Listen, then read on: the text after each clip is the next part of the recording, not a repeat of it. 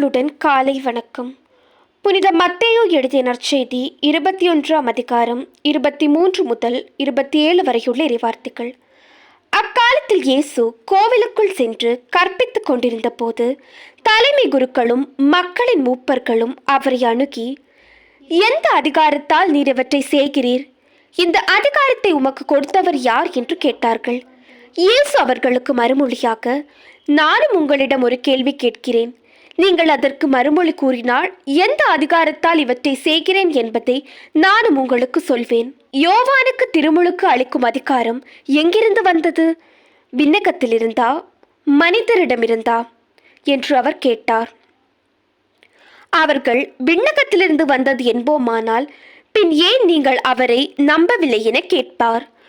மனிதனிடமிருந்து என்போமானால் மக்கள் கூட்டத்தினருக்கு அஞ்ச வேண்டி இருக்கிறது. ஏனெனில் அனைவரும் யோவானை இறைவாக்கினராக கருதுகின்றனர் என்று தங்களிடையே பேசிக்கொண்டார்கள். எனவே அவர்கள் இயேசுவிடம் எங்களுக்கு தெரியாது என்று பதில் உரைத்தார்கள். அவரும் அவர்களிடம், எந்த அதிகாரத்தால் இவற்றை செய்கிறேன் என்று நானும் உங்களுக்கு கூற மாட்டேன் என்றார். இது கிறிஸ்துவின் நற்செய்தி. இந்த நாள் இனிய நாளாக அமைய வாழ்த்துக்கள். பல பல பல புதுமைகள், பெருமைகள், இனிமைகள் இறங்கிய நல்ல நாள், ஒரு நல்ல நாள், நம் தேவன் தந்த நாள். இது நல்ல நாள், ஒரு நல்ல நாள், நம் தேவன்